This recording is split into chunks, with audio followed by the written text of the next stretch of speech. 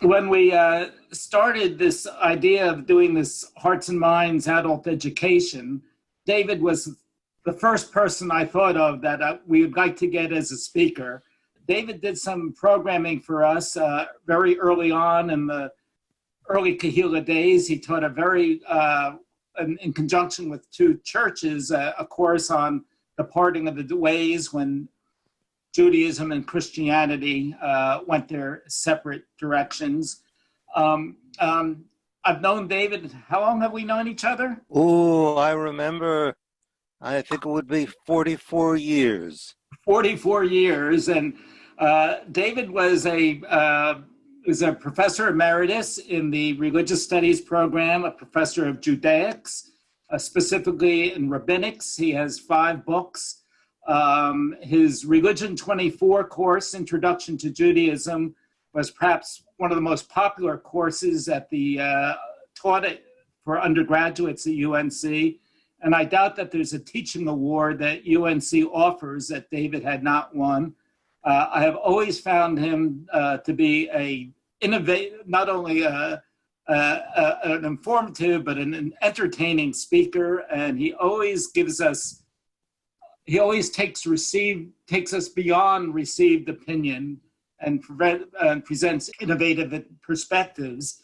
And though he's continued his scholarly career, he's recently branched out and has published a novel that I recommend, a coming-of-age novel called Journal of a UFO Investigator, published by Viking Press in 2011. And most recently, a book called Intimate Aliens, The Hidden Story of the USO, which was published this year by Stanford University Press. And if you're wondering what is a scholarly professor of religious studies writing about UFOs and alien abduction, especially from a Jewish religious perspective, well, we're about to hear. David? I left out Redmond's too. Len, you honor me with your words.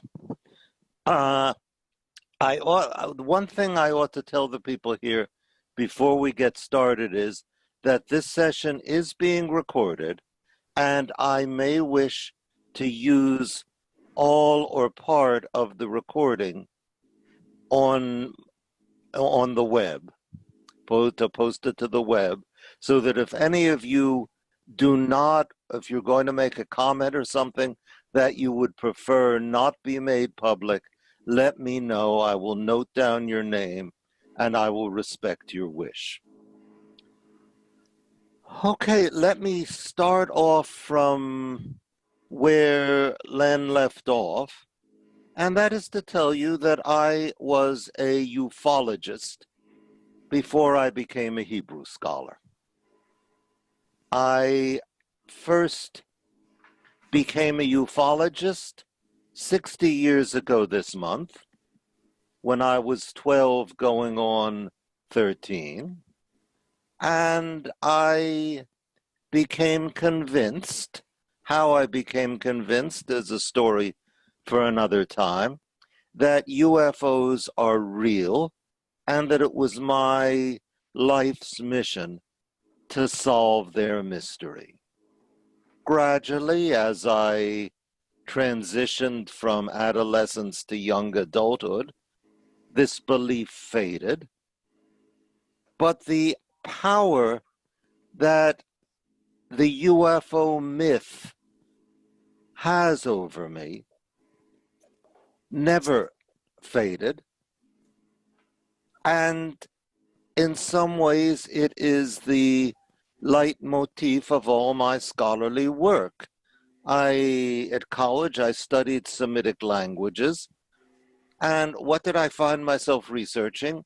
Ezekiel's vision of the Merkavah, the divine chariot, that has been identified by some theorists as a UFO. I developed a particular interest in religious traditions of otherworldly journeys and ascensions to heaven.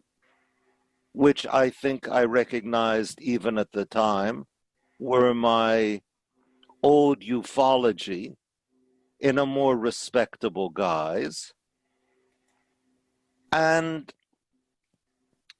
I wrote my first two books, actually, on the problems of rabbinic interaction with Ezekiel's vision, and particularly with a group of people called Yoredei Merkavah, descenders to the Merkavah, who sought through presumably probably what we would call ecstatic techniques to re-experience Ezekiel's vision. I did not think for many years, or I should say I did not realize, that they had much in common with 20th century UFO abductees. And this is one of the topics that really the essential topic that I will speak on tonight. In one interview that I did, the interviewer made the perceptive comment that I have to defend myself against criticism from two sides. From one side, the people who believe in the literal reality, the physical reality of unidentified flying objects, and who are not exactly charmed to hear me describe UFOs as a myth, and they are not placated when I explain that I do not use myth the way people usually do, as bunk or nonsense, but rather in a Jungian sense of a collective dream of the culture or even of the species that comes bearing meaning and no small measure of truth. So that in that sense, yes, I do believe UFOs are real, but the people who believe in their physical reality demand of me, how does a myth appear on radar screens? How does it leave marks on the ground? How is it recorded on video cameras as the UFOs that were photographed by Navy pilots in 2004 and again in 2014 and 2015? And to these questions I have answers, but I will be the first to admit that some of my answers are more convincing than others. The case for the physical reality of the UFO, although I myself do not accept it, I have to say that it is neither frivolous nor negligible. That is one corner from which I anticipate and in fact receive a great deal of criticism. Another corner is the opposite one, of people for whom UFOs are nonsense, they are bunk, they are silliness, they are the province of tinfoil hat wearers. Now, where that stereotype comes from, I'm not entirely sure, but it seems to be widespread, and that sensible people ought not to spend their time dealing with such things. And for these people, for people who hold this view, I have to defend my view that UFOs are a religious phenomenon of great profundity and great importance, and that attention must be paid. That the ridicule that they receive is unjust. And as for the believers in UFOs, the advocates who are often stereotyped as not, what does the phrase go, being a few somethings short of a full load in their minds, that is really a libel. I mean, I think of my old friend Jerry Clark, the author of almost single-handedly, of the monumental 2-volume UFO encyclopedia, a reference work that, in my opinion, belongs in every university or public library of the country. When I was 15 and he was 16, we used to exchange 10 and 20-page letters about UFOs, and we're still in touch by email, though we never met. And I would say that he is the truest intellectual that I have ever had the honor of knowing. So I must react also again in response to these people. Now, UFOs, and this is part of making the case for the importance of the UFO and also for the potential benefits of the UFO, that there's been a tremendous surge of interest in UFOs, and even more so in respectability of UFOs over the past 3 years. And I'm going to share the screen, and I think you can still hear me even after I do this. And can you all see the screen that I'm showing? I know you're muted. Yes. Everybody can see it? Yes, okay. The Week magazine of June 14th, 2019, taking UFOs seriously, and you see a flying disc with two green pilots with the conventional, or what's now the conventional, enormous eyes of UFO aliens. They're clearly friendly. I don't know if you. I'm going to just enlarge this for a minute so you can see it better, and I will ask you to look carefully at it and see if there's anything in it that you find strange. Okay, there it's a little bit bigger. Oh, sorry. Let's. I was going to get to that in a minute. You have to move your box of people in order to see it. So. Oh, let's see. So, does that help? Yeah, that's fine. Okay. So take a look. See if there's anything odd you see about it. Well, who's the little guy down in the corner? Yeah. What is the little guy down in the corner? Do you let me enlarge him? Enlarge it again. See if you recognize him. There he is. Click the wrong button. See? Can you all see the little guy down in the corner? Yeah. The lower right. Who is that? He looks like a gummy bear. Yeah. Looks like our president. Ah, President. yes. Right. Baby Trump. This was That's right. This was the summer of Trump's visit to England, where he was greeted with that with that baby Trump, and we may well ask what it's doing in this painting of UFOs. I would take it as a clue that the current surge of interest in UFOs, which began in December of 2017, has something to do with the seismic event of the 2016 election. And we will probably find opportunity to talk about that a bit more as we go on. But let's look, before I go back to seeing y'all's faces, let's look at another slide. Can you all see that? Yeah. Yes. Okay, yes, you can. Good. That, I don't know if you know about Storm Area 51, but in June of 2019, someone put up a Facebook page, Storm Area 51. Now, this is a top secret area of the Nevada desert where, according to the UFO myth, or perhaps I should say legend, either the corpses of dead aliens and perhaps one or two living aliens are being kept.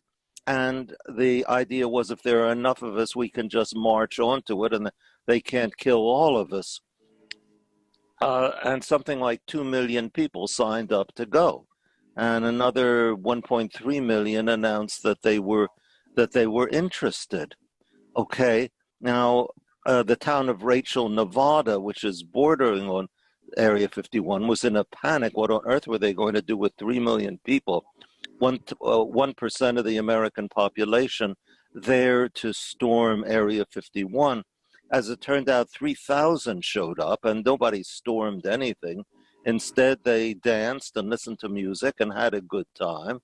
And Billy Cox of the Sarasota Herald Tribune was there to cover it, and he photographed these two people, these two friends, Odin Meacham and Marissa Neal.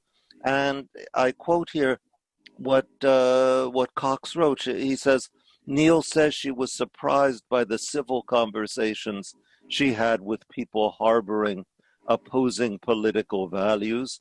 She even had a decent chat with a Trump supporter because conventional politics never cropped up.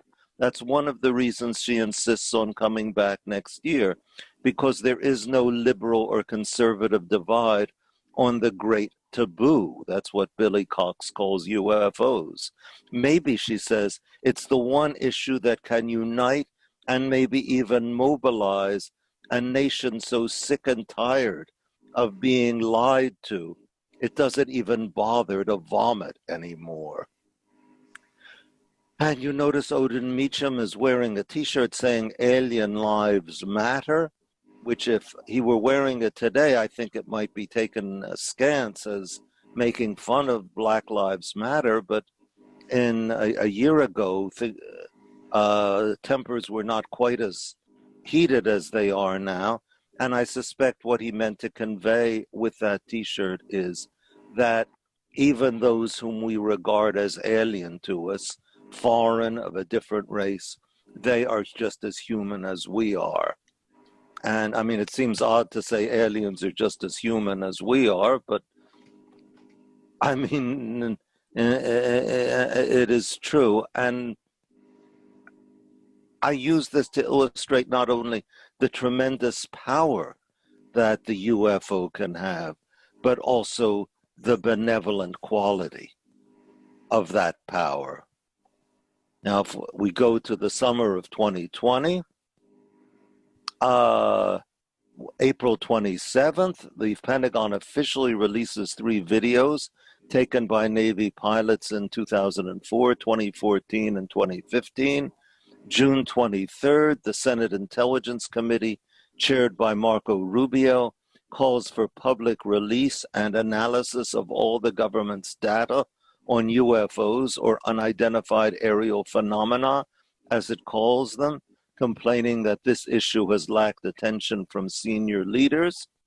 July 23rd, the august New York Times, which since 2017 has been unabashedly pro-UFO, runs an article by the UFO team of Ralph Blumenthal and Leslie Kean, headlined, "No Longer in Shadows, Pentagon's UFO unit will make some findings public," which quotes Senator Harry Reid as saying that crashes of vehicles from other worlds had occurred and that retrieved materials had been studied secretly for decades, often by aerospace companies under government contracts. Later, Reid will demand the Times water down this assertion and will tweet that we must stick to science, not fairy tales about little green men. But I'm pretty sure Blumenthal and Kean got him right the first time. July 27th, Scientific American publishes an article headlined, "Unidentified Aerial Phenomena, better known as UFOs, deserve scientific investigation."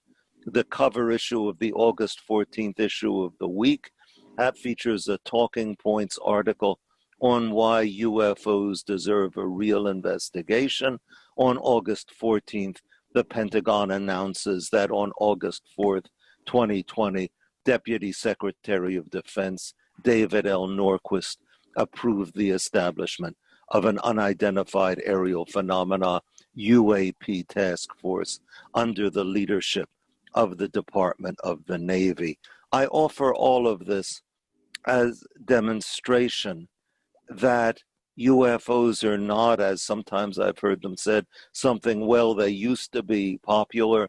Now people pay no attention to them. Certainly they're eclipsed by COVID and by the coming election. My own feeling is that it's precisely COVID and the coming election that has given them their popularity and power. After all, we are being invaded by an alien that we do not know quite how to understand or quite how to deal with. Ladies and gentlemen, I think I will rest my voice for a bit before I go on to the next subject that I want to talk about here, which is alien abductions. Would anybody like to ask any questions while I'm resting my voice? Yes, I see Lee Nachman. Actually, it's Ava, but I've got to change my name on that. Are you familiar with Diana Walsh-Pasulka? Oh, yes. Yeah, because, I had heard a really fascinating podcast for everybody here. She's a religion professor at UNC Wilmington. And in 2019, she published a book called American Cosmic: UFOs, Religion, and Technology. And I've ordered the book. I haven't read it yet. But it was a fascinating podcast. So. Yes. I mean, isn't it curious that two religion professors from the UNC system are now doing UFOs?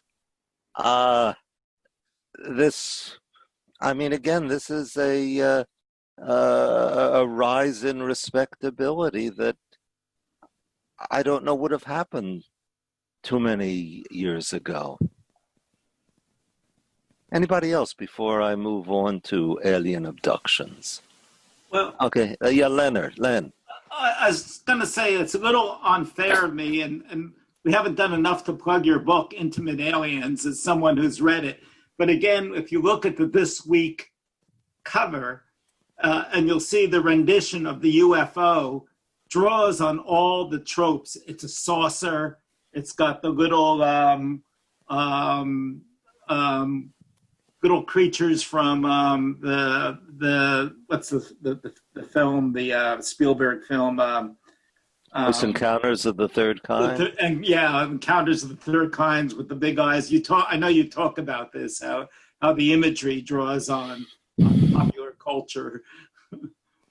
Well, we'll look at those big eyes again. They're a pretty important phenomenon, and we'll have some more to say about them later on.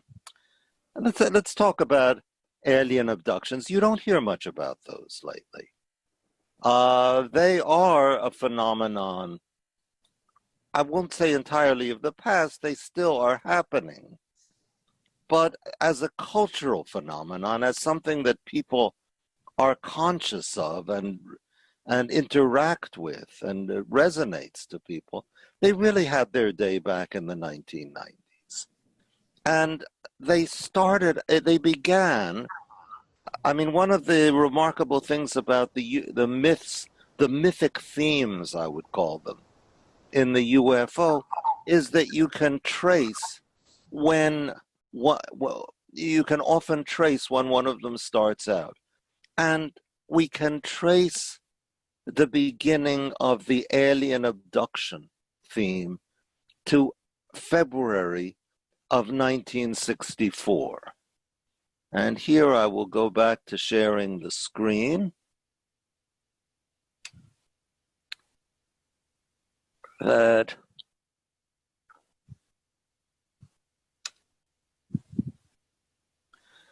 this is when a New Hampshire couple named Betty and Barney Hill came to the office of a Boston psychiatrist named Dr. Benjamin Simon to undergo hypnosis. That Simon was an expert in therapeutic hypnosis. That they were fairly typical middle-class New Englanders in early middle age, except for two features. One of them, which you will certainly notice immediately, is that they are a mixed-race couple.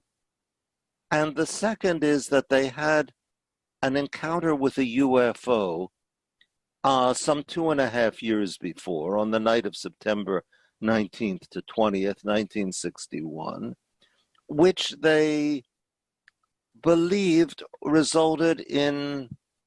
had caused a series of medical problems for Barney. That these problems, some of them were quite serious, ulcers, high blood pressure. Others were minor but distinctly weird, like a perfect circle of warts that formed around his groin. And they found that standard therapies did not seem to help, so they went for hypnosis. And in hypnotic trance, Barney relived memories that were so terrifying that the psychiatrist, Dr. Simon, feared he might throw himself out the window in his agitation and his need to get away from whatever he was remembering. Now, the UFO encounter had begun when the Hills were driving southward through the White Mountains of New Hampshire and were followed by a light that they could not identify. Now, since then, it's been, I think, fairly clearly identified as the light on an observation tower on one mountaintop, which seemed to move because their car moved. But that stimulus was transformed by them, even before the hypnosis, into a vision, as you saw in the picture, of the pancake-shaped flying saucer with human-like figures standing at the window. And under hypnosis, Barney remembered, and then Betty developed a series of similar memories,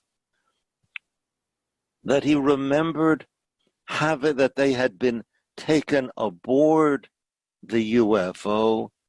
There they had been subjected to bizarre examinations, including a cup placed over Barney's groin, which was what gave rise to the warts. Now, I think that just as we can identify the light, we can also identify some of the features of these horrific memories that came up. The cup over the groin, I think, is castration, which is the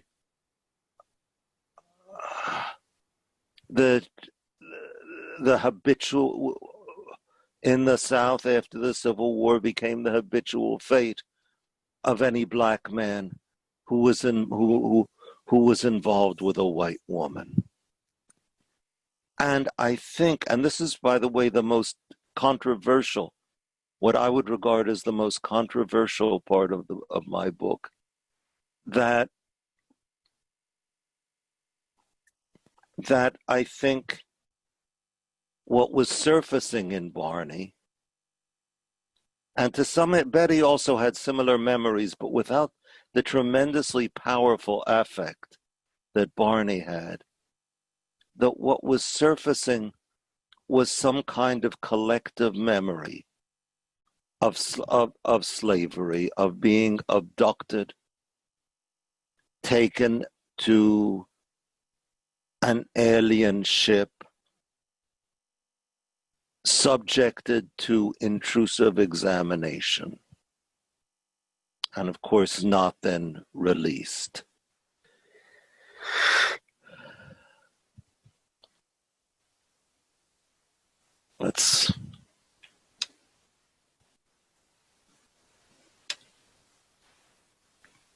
I should mention, if you want to know more, a fairly painless way to learn more about the Hills and their experience, there was an excellent TV movie, 1975, called The Ufo Incident,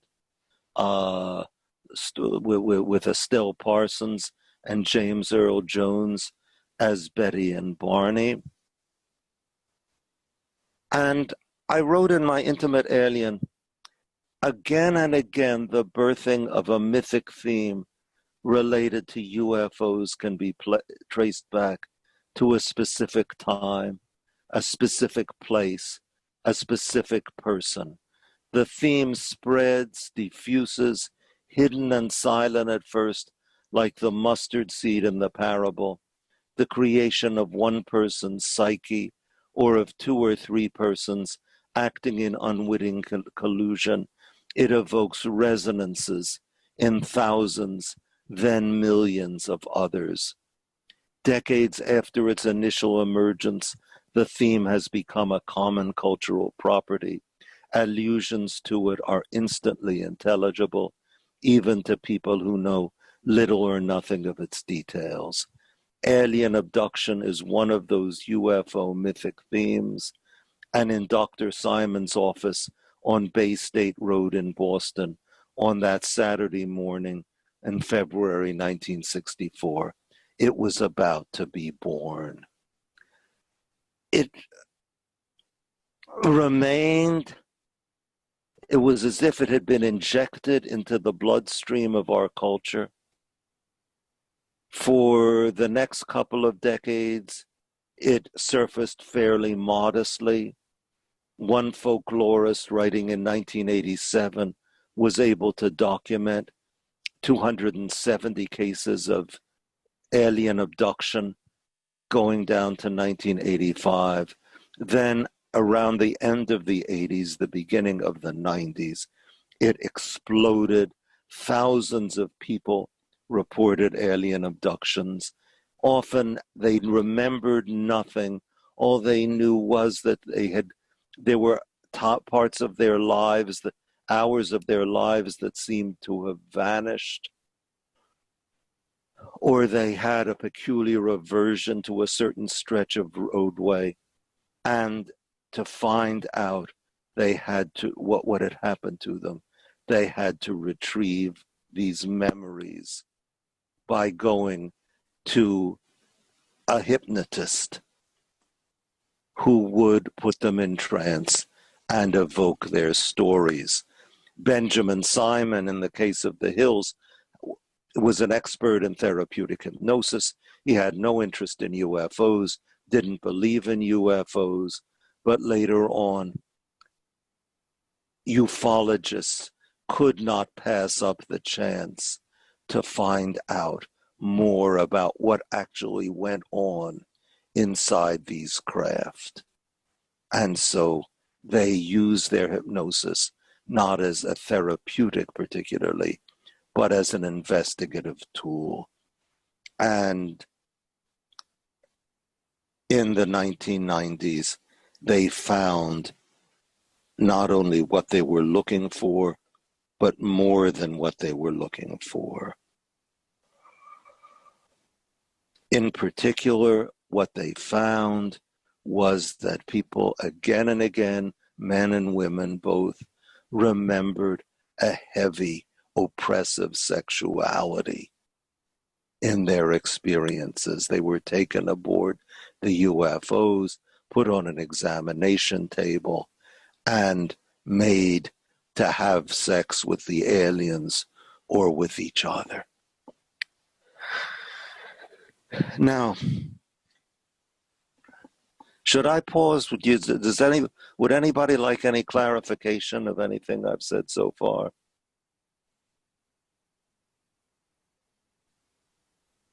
No, then I'll go on. And we'll go to January of 1987.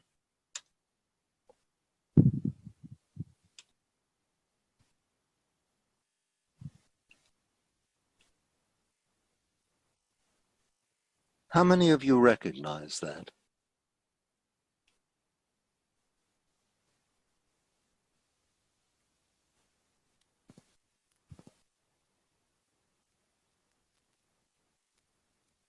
I recognize the figure. I don't know the book.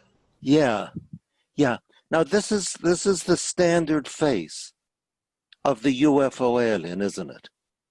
and we saw it on the cover of the week, right? Let me close the share so I can see you.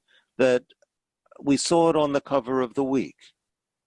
That a sort of a face like an old-fashioned light bulb and two huge oval, slanted, anatomically impossible eyes.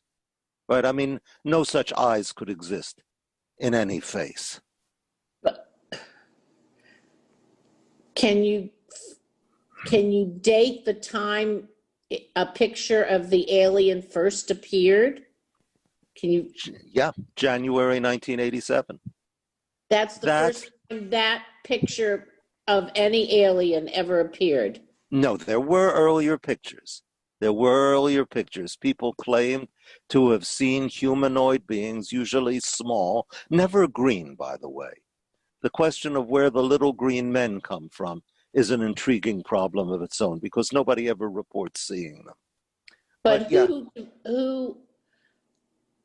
When did the eyes become so prominent and slanted is my question. Oh, now, who's asking that? I'm not sure I can see. Linda Baggish. Okay, Linda Baggish. Here. Okay, yeah, it's okay. That's fine. Yeah, no, the question is, it's an excellent question.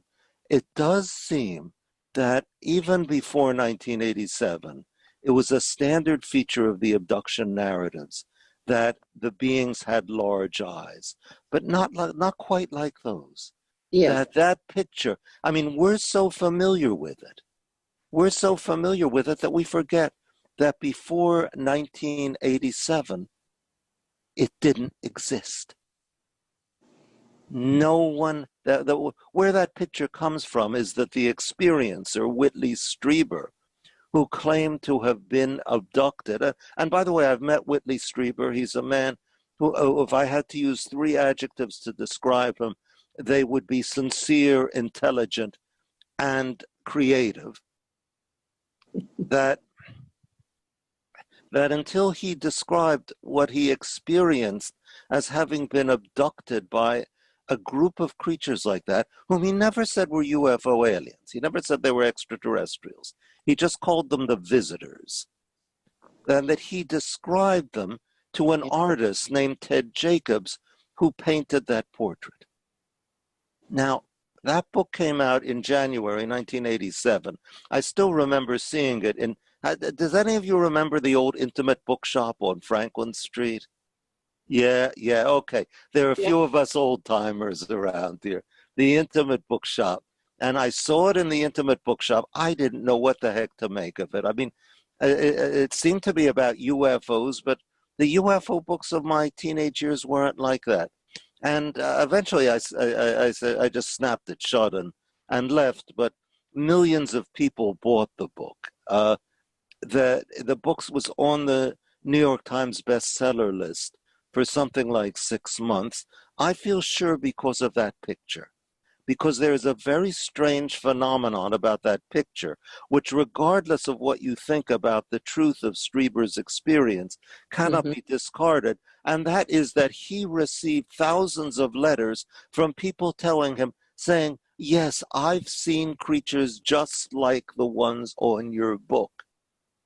And they say, I had forgotten the experience. You notice, by the way, this is a leitmotif here, that what I call in my book, the unremembered. I'd forgotten the experience, but now I see it on the cover of your book, and it all comes back to me. Now, I said to you that nobody had ever seen a face like that before 1987, but that wasn't quite true. In about 7 years ago, my friend Mark Bregman, who then taught Judaica at UNCG, wrote to me saying, didn't you show a picture of some sort of an alien? I had given a talk a few years before about UFOs at UNC Greensboro. And he told me, I remember seeing a face like that, and I came across a very similar face while reading Maria Gimbutas's book on the gods and goddesses of old Europe. Now fix in your minds this picture.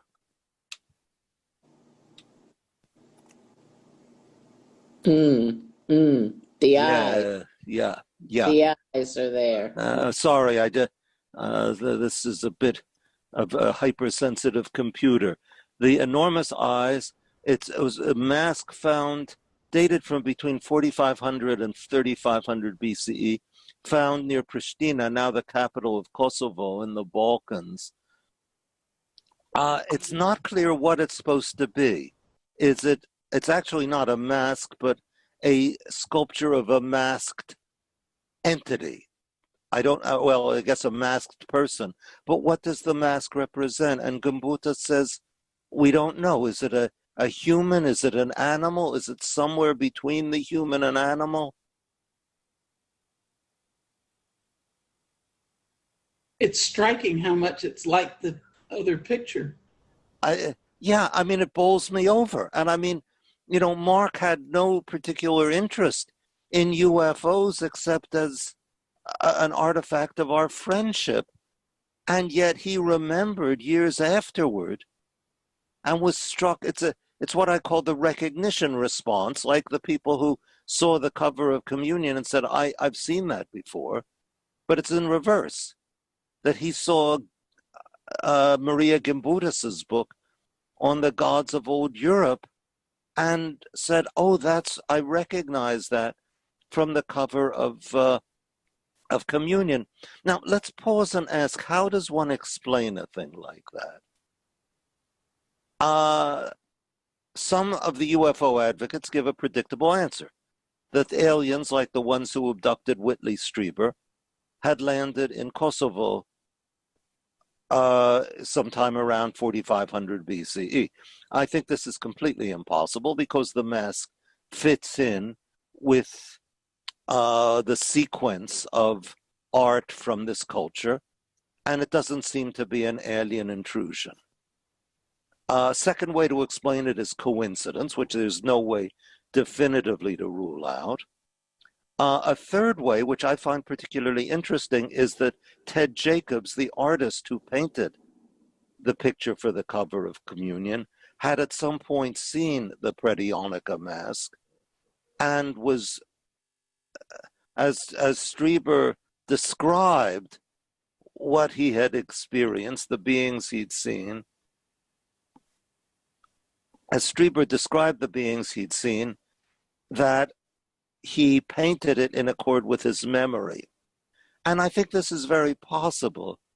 But I have to say that the recognition response that Strieber had points me in a different direction, which is that there is something hardwired in us. And okay, I'm going to get very Jungian here.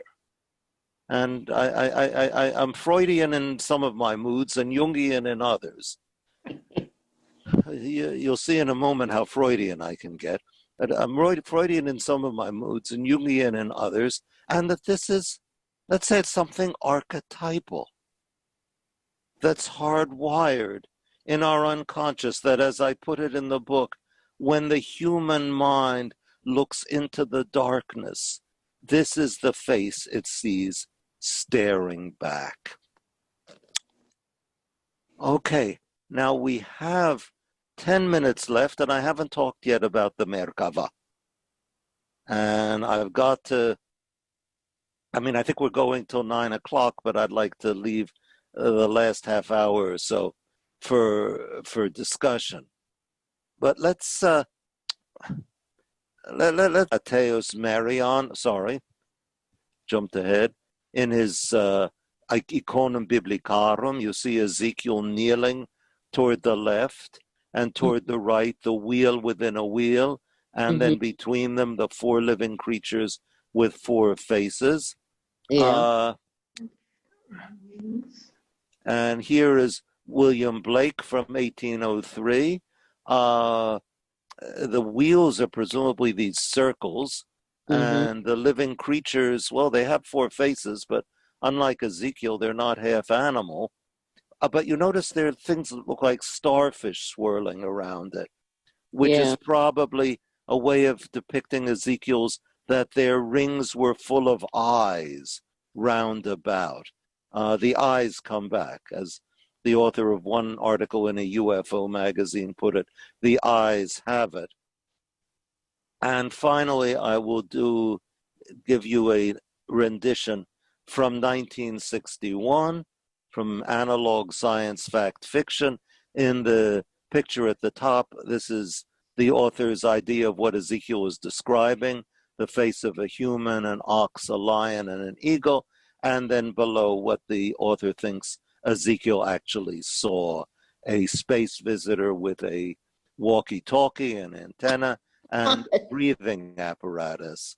Now, it's a really, I have to say, this article is a really good article. It gives a detailed and I think almost entirely sensible analysis of Ezekiel's vision. I think it's completely wrong, but I think he's responding to the very real problems. This is a very difficult biblical passage to interpret.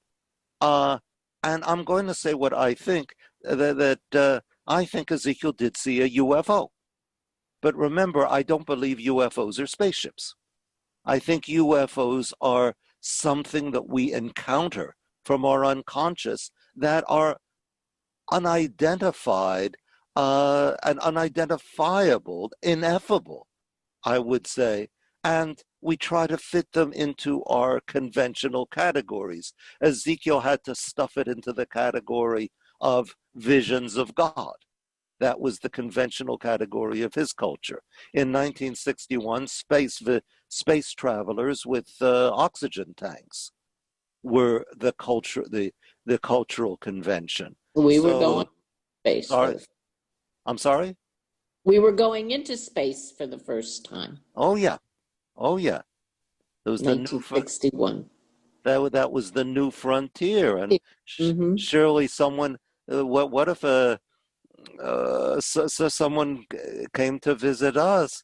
And I remember the author of this article, he writes that I think Ezekiel is describing a real event, and that what it is the landing of extraterrestrial beings as described by a careful, truthful, and self-possessed observer. And he made a really good case for it, except that it's all wrong, okay? It's it's all wrong. It's because he's trying to force the undefinable, the unclassifiable. Jung has said that archetypal entities can never be explained. They can just be encountered. That he's trying to force it into the conventions of the space age. And I think Bible scholars have tried to force it into the conventions of the ancient Near East, and I think they're both wrong. Couldn't it be a vision of things to come? I mean, when we get to Mars and all that. Yeah, but then you're forcing it into a conventionalization, right? Well, I would like because all this is so beyond my mind is boggled. So I would like to find something that I can understand. Yeah. So was Ezekiel's. Okay, and therefore when I saw it, I fell upon my face. You know. Okay, now. The ancient rabbis, their mind was also boggled. And the Mishnah, which is a fundamental legal text of Rabbinic Judaism, restricted the study of the Merkavah. And the Talmud contains stories like of one student who studied the Merkavah, and he came to understand one of its features, whereupon fire burst forth from the Merkavah and devoured him. Kathy, you want to say something? No? No. Okay. I taught at UNC for 24 years. Then I often would say to somebody, "Yeah, you want to say something, don't you?" Okay. At some point, and go ahead, Kathy. You're muted though. Kathy, unmute yourself. Yeah. I did. you know, there's northern lights and there's other astronomical things that happen. And maybe the initial sighting was something like that, you know, between comets and northern lights and all kinds of electrical disturbances in the air. Or am I being too down to earth? Well, I don't know that you're being too down to earth, but I think you're not giving, I mean, the northern lights don't dart all over the place. Whereas Ezekiel No, but they are an example of a disturbance in the atmosphere that is strange, and you know, we're used to them now, but I'm sure in the beginning they were hard to explain. Okay, I'll meet you halfway, Kathy. And I'm going to say that as with UFOs, remember like with Betty and Barney Hill, they had a physical stimulus. The light on top of the tower, on top of the mountain. Yeah. And there may have been some sort of very strange atmospheric phenomena that served as Ezekiel's stimulus. But I don't think we can really encompass the totality of the vision unless we suppose that that stimulus evoked something from within Ezekiel. Okay. Now, okay. Ava, okay, you got. No, just quickly, I can understand what you're saying and your theory about Ezekiel and the hills, but how do you square that with, you know, professional experienced pilots, you know, who have recently seen things that really they could not explain? I mean, that was not a group vision, I wouldn't think. So. Okay, I think you're raising. Let me. I don't want to put your question off because so grant me a bit of extra time into our question period. We'll just spill it back and forth because that's a really good. I think there are two really good questions there. One is the experienced pilot. That does not trouble me too much because it would seem to me that experienced pilots, no less than anybody else, are capable of having things come out of them, of being evoked from them by stimuli that are so overlaid by the psychological perception that they don't recognize it. But there is a very difficult question, which I don't really know how to answer. And I think this is in a ufology of the 21st century, which isn't focused on outer space, but on human beings. I think it's a central question. How do they see the same thing? I think that was the question you asked, right? No? You spoke of that it being a group experience, no? You're muted. Yeah, I mean, I was just saying I could see Ezekiel having a vision that was stimulated by external circumstances, but I'm having trouble squaring that with, you know, multiple pilots and multiple planes seeing the same thing, and it's on radar too, and you know, so okay, yeah. And they weren't seeing little green men or, you know, other details. They were just seeing things that aeronautics couldn't explain. So yeah, I mean, I'm not sure that you have documented cases where you've got pilots in different airplanes seeing the same thing. You do have more than one person seeing something at the same time, which to me is a very difficult problem. Now, we're probably going to need to come back to those Navy UFO videos, or I don't know if you're thinking about those at all. You're still muted. right, I know that within the last few years, some of the naval videos were released. Yeah. Yeah, and I think there's a fellow named Mick West who analyzed those videos, and you just Google Mick West Navy videos. and you'll find on YouTube, he gives what I find quite plausible explanations of what gave rise to those videos.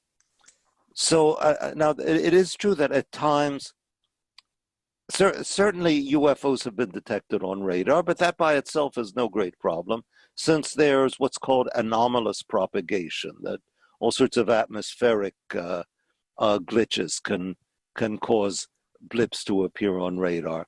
Sometimes they seem to correspond to where people see something visually. And then it becomes, for me, a real problem. But I have to say that the UFO advocates generally tend to ignore those situations where there's something seen on radar and nobody sees anything. And that's the best answer I can give to that one. Doesn't entirely satisfy me. But have I at least addressed your issue? To an extent. To an extent. That's about the best I can do. Well, listen, it's 8:33. Let me try to wrap up very, very, very, very quickly. Let's see what I said on the agenda. That there's some interpretations of Ezekiel's vision. Then, okay, Merkavah is literally chariot, the traditional Jewish designation of it. Then there were the Yordei Merkavah, the descenders to the Merkavah, the individuals featured in the Hechalot literature as undertaking what we might call shamanic journeys to re-experience the things that Ezekiel experienced, often spoken of nowadays as Merkavah mystics. And I note here, Hechalot are the genre of literature in which the experiences of the Yordei Merkavah are described and prescribed. Now, I will not try to, we're running low on time, so I will not lead you through these quotations from what's called the Hechalot. And by the way, if you ask when they were written, I cannot give you a good answer. Scholars vacillate between late antiquity, that is the early centuries of the Christian era, to the early Middle Ages.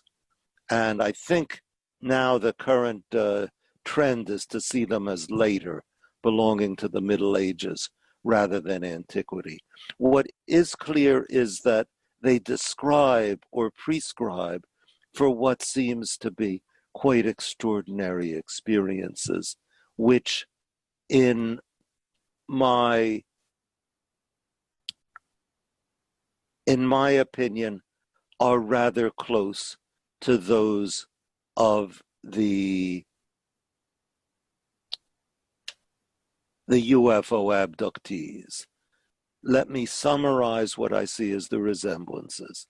The journeyer to the Merkavah is going to a vehicle which he's never going to ride in. The vehicle is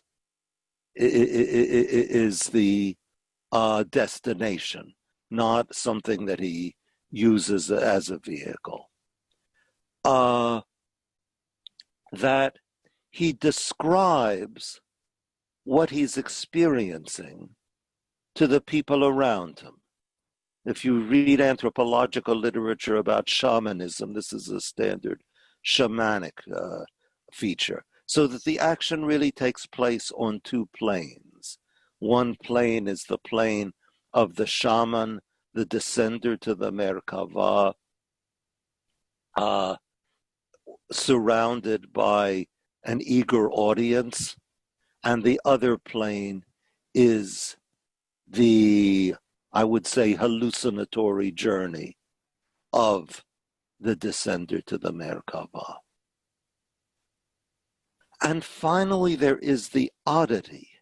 Did you notice it? That to go on a journey to Ezekiel's Merkavah is called a descent. not an ascent, but a descent. That Rabbi Ishmael asks, what are the hymns and the incantations by which one can descend to the Merkavah safely and come back from it safely? Why are you going down to something that ought to be in the sky? I know that I did a book review of a book on the whole thing of the descent to the Merkavah, and I said the way we need to approach it is to look for phenomena in other cultures, including our own, in which people experience going down even when they know rationally they ought to be going the other way. And no one ever asked me, what did I mean by experiences in our own culture? Well, you know what I mean. I mean UFO abductions, because again and again, the abductees have the sense that they're going down. And sometimes the hypnotist will say, whoa, what do you mean you're going down? Isn't it up in the sky? No, I'm going down. That's what I feel. And I think this is part of the continuous, the continuity of the experience, that it's seen as a descent, I would think as a descent into the unconscious. And then finally, the eyes, that there is a passage in one of the Hechalot texts where the man, I cannot read the whole thing aloud, but the man goes into the gate of the seventh palace, and the holy Hayot, the living creatures, look at them with their 512 eyes. Each one of the eyes of the holy Hayot is split open the size of a large winnower's sieve, with the result that the man shudders and trembles and recoils. He faints in terror and collapses. Now let's go back and look at the eyes, and that it looks to me like if you look at the left eye, that it is indeed an enormous eye split open. And I would see this as another continuity.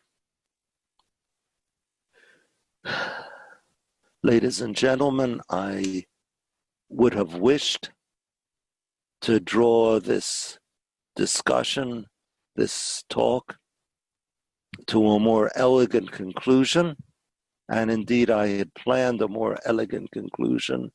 But as often happens with professors, our time has run out.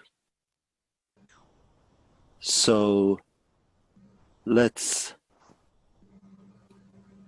talk. Thank you so much, David. I don't know how others are feeling, but I'm feeling sort of overwhelmed, informed and overwhelmed. But I really appreciate it. Thank you. Well, I'm honored to have that opportunity.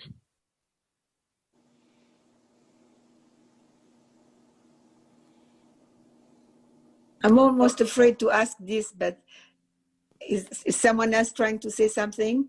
I don't think so. Oh, okay. Do you speak any French? I read French. I don't speak it. Okay. So in the back of my memory, it seems like 1,000 years ago, I seem to have read a book where aliens, it was all about aliens, and then the end of it is what I remember most, which is that they came to the little dish, whatever you call it, where they come, went into the ground. And I was standing outside, and I put my foot on the ground, and I thought, oh my gosh, this might be them down there. Is it my mind cracking, or is it something that I read? Do you know? If you can find it, I will be delighted. I will take that as confirmation. That was in England many, many, many years ago. No, there's no way I can find them. But I'll keep looking. Please do. Now, okay, yeah. I appreciate you. I'll let somebody else talk. Yeah, Kathy, I think wants to talk. Yeah, I wanted to speak about the eyes because it seemed to me when I saw the first picture and then when I saw the sculpture, to me, it looks a lot like the face of a lizard or maybe a snake. Or a praying mantis. Well, maybe, but I was thinking of things that were big enough that people would, snakes are, in myths, snakes are often the bringers of mischief and badness, but mostly mischief, things start going wrong. And so I wondered about that, if you had thought about that connection. I hadn't, but it makes sense because one of the features of what seems to me this phenomenon that we're dealing with is a blurring of the categories between human and animal. That the Predionica mask, you're not quite sure whether it's human or an animal. The shamans. A shaman has a what's the technical term? A companion animal. A spirit in the form of an animal who accompanies him. And in the UFO abductions, often the ufologists who write about the abductions use a Freudian term, screen memories, which is, that the abductee has forgotten or repressed the memory of the actual abduction, but a screen memory is preserved in which often he encounters a bizarre animal, like Whitley Strieber. For the first, he was abducted by these creatures in December of 1985. For the first week or so after his abduction, he couldn't remember what had happened to him.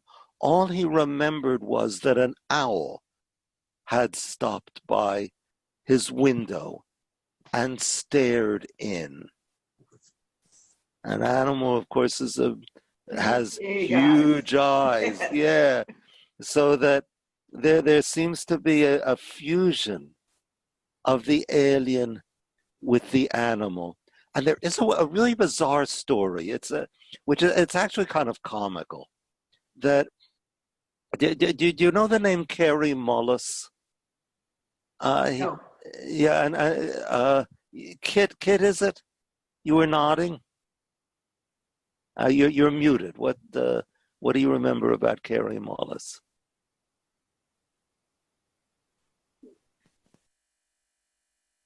She can't. Yeah. Okay. I guess she can't unmute herself. But Kary Mullis was. I just did. Okay, Thank go you. ahead, kid. I find most of these things fascinating, and all I really remember about is the name. Yeah. But one of the things, and I've been participating in a shamanistic service in Peru and on the banks of the Iquitos River, and all of them require breathing or taking hallucinogenic substances. Good. Yeah, and it is interesting. Didn't affect me, but I'm probably an unbeliever, period, about that sort of thing. But I think also, as we have begun to look more into the neuropsychology of repressed memories being brought forth by hypnosis, they have become less and less believable. They are usually implanted memories that are then retrieved, but they're not original to the person who's retrieving them. This was purely the case for most of the memories that were supposedly repressed by children who were sexually abused, or by and various other things. So I'm skeptical about hypnosis as a way to find closer to the truth, Okay. whatever that might be. Yeah, and I'm glad you raised that, because I have to tell you that I think the current fashion of saying that the repressed memories of childhood sexual abuse is all junk science, I think it's gone too far. I think there are well-documented cases where children have been abused, have repressed the memories, and they've come out at a later time, although not necessarily with the aid of hypnosis. But I would agree with you that hypnosis cannot be used to get at the truth. I don't think when Barney Hill was hypnotized, I don't think what came out was the truth of Barney Hill's experience. I think it was something of his ancestors' experience. So that if there's truth coming out, that it's with a very substantial distorting lens. But I do think that it evokes what's inside the person. Yes. Not necessarily objective truth, but what's really there. And for that reason, I think it valuable. I can come back to this, but I think Ava wanted to say something. No, I was getting back to your discussion of the animals.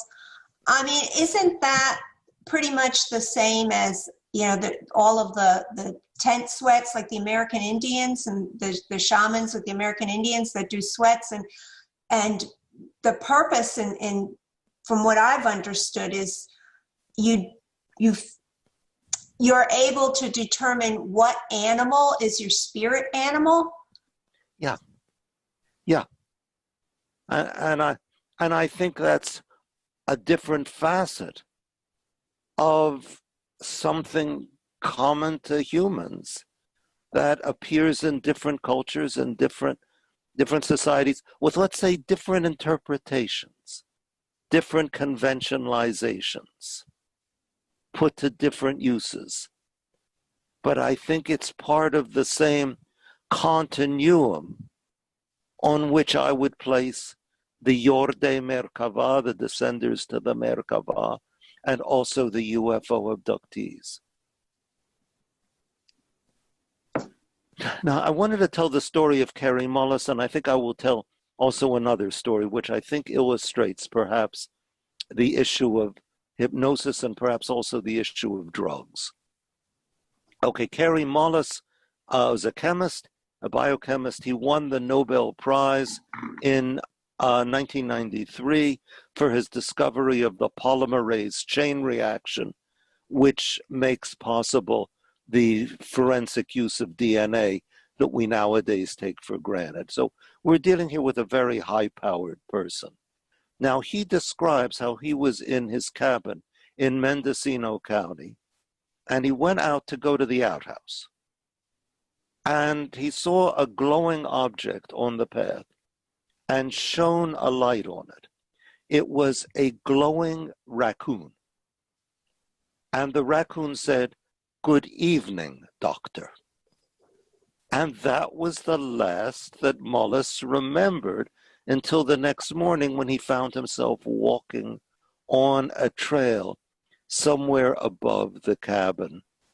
His clothes clean and dry, which they wouldn't have been if he'd spent the night outside. And he could never explain what had happened to him. But then he described how several months later, or actually a couple of years later, he was in a bookstore in La Jolla, and he saw a book called Communion. And he saw that face that you've been looking at. And he said, "This is something that happened to me." And he bought the book, took it home, started reading it. And he got a call from his daughter, who lived in Oregon, who had her own bizarre experience of wandering around, lost around that cabin, while her fiancé called out to her and she didn't answer. And she phoned, the first thing she said to him is, "Dad, there's a book I want you to read. It's called Communion." Now, that with a raccoon like the owl, I mean, obviously raccoons don't say good evening, doctor, but the raccoon like the owl has huge eyes. Of course, I'm not saying Mullis was abducted by extraterrestrials or anybody. You know by now, I don't believe they have physical existence. But I think there is something, a real unknown, that we're working our way around. Okay, that is story number one I want to tell you before I stop. The other is about a man you've all heard of, John Lennon, the ex-Beatle. Did you know that in August 1974, he had a close-up UFO sighting? He was then separated from his wife, Yoko Ono. He was living in a penthouse apartment in Manhattan with his former assistant and then girlfriend, May Pang. He used to like to walk around the apartment naked. And May Pang had showered, and suddenly it's a hot day in the summer, but it's cooled off in the evening, and she hears Lennon calling out to her, May, come out here. And she runs out naked like Lennon, and you'll see in a moment why I keep harping on their nakedness. Runs out to the terrace, and there's a disc with a circle of white lights and a red light at the top. I think that's what we saw on the week cover. And Lennon said it was about if I'd had a brick, I could have thrown it at it and hit it. It was so close.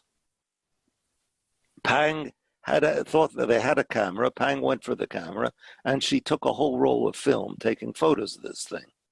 The film turned out to, well, what do you think the film turned out? Blank. Yeah, totally blank. Nothing on it. Yeah, Nothing on it. Because, which makes sense what to were me. they doing before she took a shower and he went out on the balcony? What were they smoking? That's the question that everybody asks. Lennon Yes, denied. I remember this. Yes. Lennon denies that he was on any drug that night. I don't think Pang took drugs. Lennon denies he was on any drug that night, and it wouldn't matter to me if he were, Okay. because I would take for granted. I mean, to me, it's obvious that if it was a close-up object, 100 feet away, and they took a roll of photos of it, and the roll of photos turned out blank, that there was nothing there. So there was something from inside him, whether evoked by chemical means or But other. they both saw it. The thing is that they both had And the same reaction. That's the problem I mentioned with Ava. But now let me get to the punchline of the story, and then we'll go back perhaps Were to look pictures at that. taken of them on the balcony or something? I don't know. No, there is a sketch of the two naked people out there, which was claimed to be by Lennon for some reason, which I cannot remember. It's been some years since I studied this case. That the sketch is probably not authentic, but it does show them naked. Now, why do I keep harping on their nakedness? Because when was the last time two naked people confronted a numinous entity? Adam and Eve.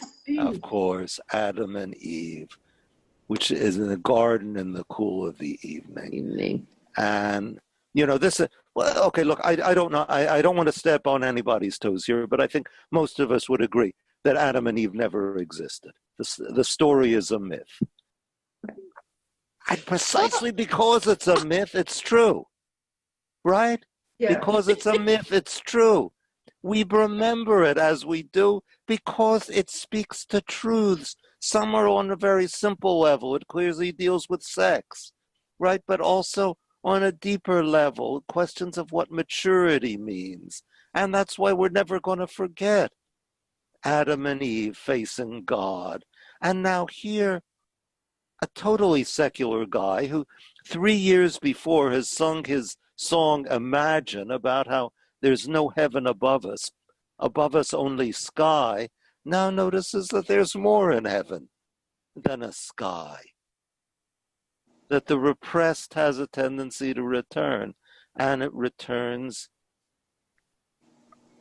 that August night. And these two people reenact, and I'm going to sound very Jungian here, they reenact the archetypal scene of Adam and Eve before the deity, all unaware of it. Okay, were they on drugs? Maybe, but I don't care. Mm-hmm. It's the same mechanisms work whether they were on drugs or not. Thank you. And on that note, Wow. yes, Amazing. Great lecture. Thank you. yeah, so Kol HaKavod, thank you, David, for Kol HaKavod to all of you. yeah. Well, Thank you thank very you. much, David. Thank you all. Very interesting. Thank you talk. very much. Interesting ideas, Yeah. well strung together. Lots to think about. Unfortunately, I gave my copy of Intimate Aliens to my son, but I should have, of course, for David's sake, insisted that he buy his own copy. But There we go. merch. Yeah. Hopefully, we can do a book signing someday. But anyway, if we can recommend, I've read it, and it's a very, very entertaining read. And what we are missing from David's talk today, which is really part of the most compelling part of it, is how he interweaves his, in a novelistic way, his own story, his own autobiography into the tales that he tells of various case studies of abductions and UFO sightings. And if I may insert a plug for a very worthwhile local business, Flyleaf Books. It was to have launched there on March 24th, 2020. You all know that nobody was doing much on March 24th, 2020, except hiding from the COVID. But we've now rescheduled it for March 24th, 2021. Let us all hope that we can meet there.